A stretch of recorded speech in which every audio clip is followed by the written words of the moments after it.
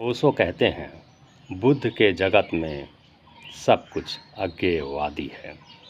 बुद्ध परम अज्ञेयवादी हैं। इसीलिए बुद्ध को ना तो आस्तिक कह सकते हो और ना नास्तिक। वे ना तो ईश्वर के संबंध में हाँ भरते हैं और ना। लेकिन मूढ़ उन्हें समझ ना सके। इसीलिए तो इस देश से बुद्ध का नाम ही मिट गया। इस देश में मूढ़ों की जमात बहुत है। अगर बुद्ध नास्तिक होते तो भी कुछ मूढ़ उनके पीछे चलने को राजी हो जाते। अगर आस्तिक होते तब तो कहना ही क्या था। तब तो पूरा कुंभ का मेला उनके पीछे लग जाता। लेकिन बुद्ध ने कहा कि ना तो मैं आस्तिक हूँ और ना नास्तिक। यह बात ही छोटी है, ओछी है। ईश्वर है या नहीं यह विचारणीय भी नहीं है।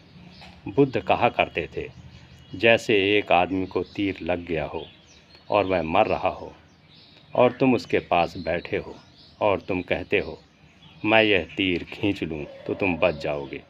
पर वह आदमी दार्शनिक है। वह कहता है, इसके पहले कि तुम तीर खींचो मुझे कुछ प्रश्नों के जवाब दो। पहले तो यह तीर सच है कि यह झूठ। पहले यह बताओ कि यह तीर माया है या यथार्थ है। अगर माया है तो खींचना ही क्या? किसको खींचना? कौन खींचने वाला है? और यदि यथार्थ है, यह तय हो जाए तो फिर खींचो। मैं यह भी जानना चाहता हूँ कि जिसने मारा है यह तीर वह कौन है? मित्र है या शत्रु? अपना है या पराया? यह तीर जानबूझकर मारा गया है कि एक दुर्घटना है? इसके पीछे कोई प्रयोजन है या निष्प्रयोजन है?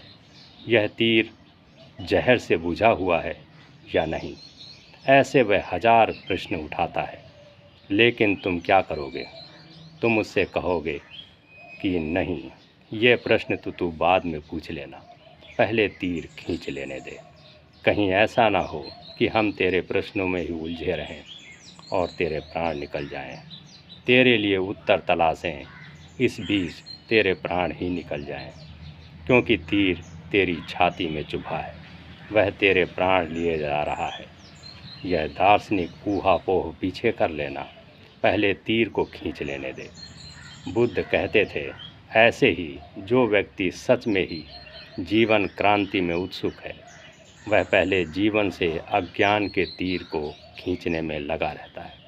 वह व्यर्थ की बातें नहीं पूछता कि ईश्वर है या नहीं तो कैसा है, कितने मुख हैं, कितने हाथ हैं, कहाँ रहता है। जिन्होंने सबको जान लिया उसकी